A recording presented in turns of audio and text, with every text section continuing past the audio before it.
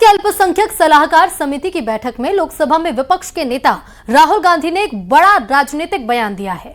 राहुल गांधी ने कहा अगले 1 साल के भीतर मोदी सरकार की विदाई तय है। राहुल गांधी के बयान पर बीजेपी ने बड़ा हमला बोला है। केंद्रीय मंत्री पीयूष गोयल ने इसे टूल किट गैंग की बड़ी साजिश का इशारा बताया है। और वहीं उत्तर प्रदेश में दोनों डिप्टी सीएम ने भी तीखा हमला बोला। ये रिपोर्ट देखिए।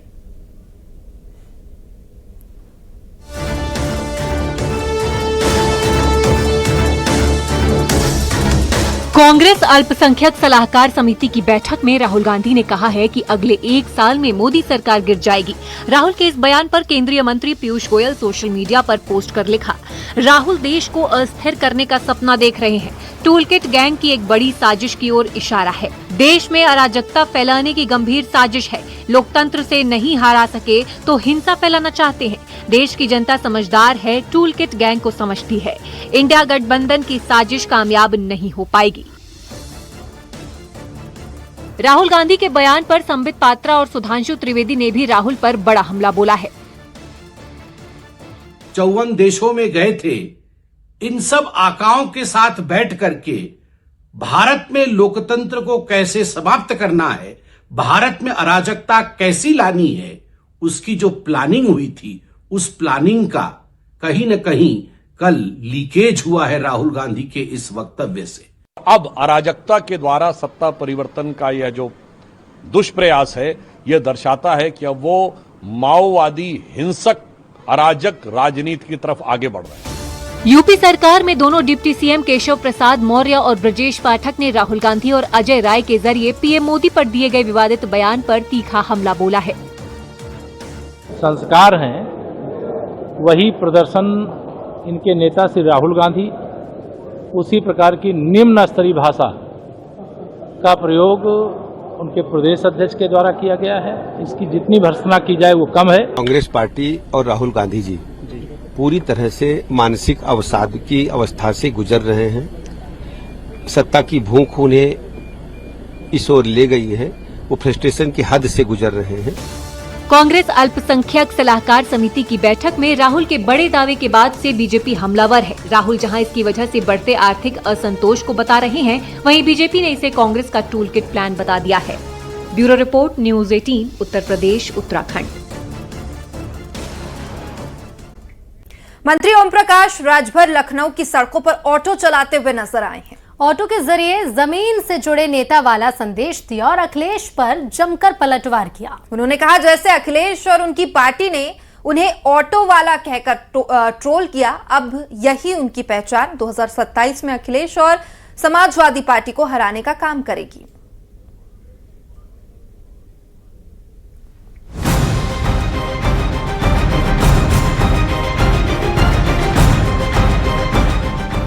मंत्री ओम प्रकाश राजभर लखनऊ की सड़कों पर उतरकर ऑटो चलाते हुए नजर आए। ओपी राजभर का कहना है कि राजनीति में आने से पहले वो वाराणसी में ऑटो चलाया करते थे। उसी अंदाज में आवाज लगाकर सवारी भी बुलाई। आइए आइए, लंका मैदागिन गोदौलिया बीएचयू, कहाँ चलना है बोलिए, आइए बैठिए बैठिए। ओपी राजभर ने ऑटो चलाकर संदेश दिया कि वो जमीन से जुड़े हुए नेता हैं और जरूरत पड़ेगी तो जनता के लिए वो हर तरह के कदम उठाने को तैयार हैं। इससे पहले राजभर ने अखिलेश यादव पर पलटवार किया। सोशल मीडिया पर लिखा, आप चांदी का चम्मच लेकर पैदा हुए हैं, हम नहीं। आपको विरासत में बड़ी बड़ी गाड़ी, लॉन में टहलाते कुत्ते, विदेश में पढ़ाई, सत्ता का पावर, पहले से तैयार मुख्यमंत्री की गद्दी मिली है। इसलिए आपको ऑटो रिक्शा चलाने वाले, ठेला पटरी वाले गरीब आदमी हंसी के पात्र लगते होंगे। राजभर ने लिखा है कि 2027 में यही टेम्पो, रिक्शा, ठेला और खोमचा वाले मिलकर आपकी 2011 वाली विदेशी साइकिल को 2017 की तरह पलटेंगे भी और कचरेंगे भी।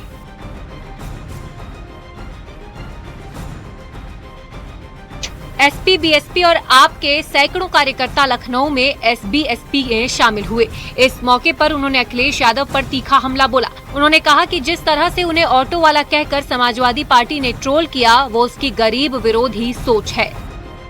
अब पूरे देश में ऑटो के नाम से ओम प्रकाश राजभर जाने जाएंगे। जैसे हमारे देश के प्रधानमंत्री माननीय नरेंद्र मोदी जी चाय के नाम से जाने जाते हैं, उसी तरह अब समाजवादी पार्टी के प्रयास से ओम प्रकाश राजभर ऑटो वाले के नाम से जाने जाएंगे। ओपी राजभर ने अखिलेश पर तंज कसा कि वो विरासत लेकर पैदा हुए हैं, लेकिन हमारे जैसे लोग मेहनत कश समाज से आते हैं, मेहनत पर गर्व है। Bureau report, news 18, Uttar Pradesh, Uttarakhand.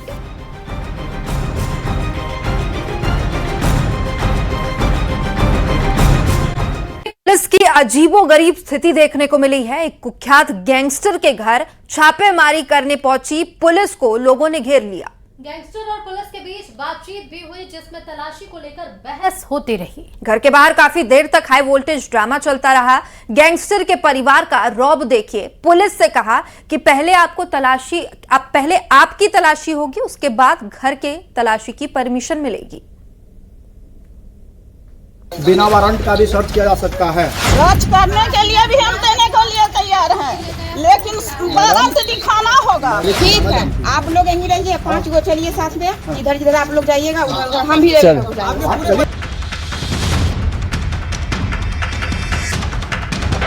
Bihar में अपराधियों के खिलाफ कार्रवाई के दौरान पुलिस का विरोध या पुलिस टीम पर हमले की खबर तो अक्सर आपने देखी और सुनी होगी, लेकिन आज एक ऐसी खबर जो बेहद हैरान करने वाली है।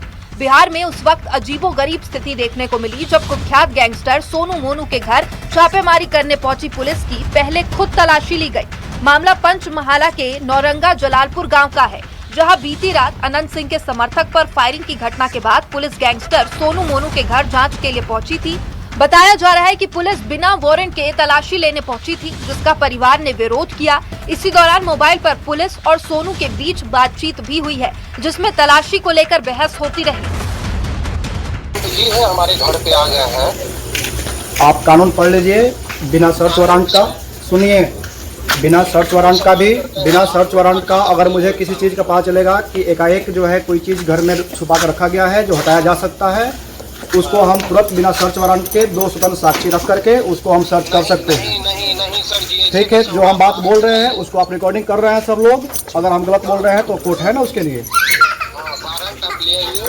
बिना वारंट का भी सर्च किया जा सकता है, आप पता कर लीजिए। सर्च करने के लिए भी हम देने को लिए तैयार हैं, लेकिन वारंट दिखाना होगा। मैडम, घर के बाहर काफी देर तक हाई वोल्टेज ड्रामा चलता रहा। सोनू की मां और मुखिया उर्मिला सिन्हा ने साफ कहा कि पहले पुलिस कर्मियों की तलाशी ली जाएगी, तभी उन्हें घर के अंदर एंट्री मिलेगी। इसके बाद पुलिस की तलाशी ली गई और फिर टीम घर के अंदर दाखिल हुई। ठीक है, आप लोग यहीं रहिए, 5 गो चलिए साथ में, इधर जिधर आप लोग जाइएगा उधर हम भी जाएंगे। चलने के लिए तैयार। देखो यहाँ भी रहिए, ये लोग का चाल है। इनके पास कुछ नहीं है तो ये लोग कुछ धड़ देंगे। हाँ, देखिए लैंग्वेज गलत नहीं बोलिए। हम लोग सर्च देने के लिए उसी समय तैयार हैं और उसी समय से हम इस बात को बोल रहे हैं कि आप 2 स्वतंत्र साक्षी लाइए और हम लोग अपना सर्च देने के लिए तैयार हैं।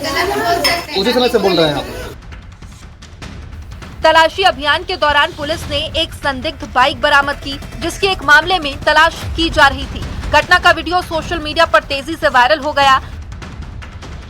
उन्होंने जो प्रमोद सिंह और सोनू कुमार जो एक कुख्यात अपराधी हैं, सोनू मोनू गैंग से संबंधित, उन लोगों के यहाँ रेड किया। वो दोनों वहाँ से फरार पाए गए, लेकिन उनके जो परिजन थे वहाँ पे, उनके द्वारा पुलिस की तलाशी जो है उसका विरोध किया जाने लगा और जो वहाँ मौजूद भीड़ थे उनके द्वारा वहाँ पर जो वीडियो बनाया गया है, जो कि आज के दिनांक में वायरल हो रखा है, उसमें जो है थानाध्यक्ष जो हैं वो जो सर्च एंड सीजर के प्रोसीजर्स है उसका अनुपालन करने का प्रयास कर रहे हैं और उसी क्रम में ये वीडियो जो है वायरल हुआ है। बिहार के डिप्टी सीएम विजय चौधरी ने इस मामले में कड़ी कार्रवाई की बात कही। पुलिस के साथ अगर कोई गलत बर्ताव करता है तो उसका नतीजा क्या होता है ये भी सब लोगों के सामने है। इसलिए पुलिस के साथ अगर किसी ने ज्यादती की है तो पुलिस उसका हिसाब करेगी और मुकम्मल हिसाब करेगी। फिलहाल बिहार पुलिस के साथ जो हुआ उसने एक बड़ा सवाल खड़ा कर दिया है। क्या गैंगस्टर कानून से ऊपर है? क्या पुलिस के साथ ऐसा किया जाएगा? Bureau report, news 18।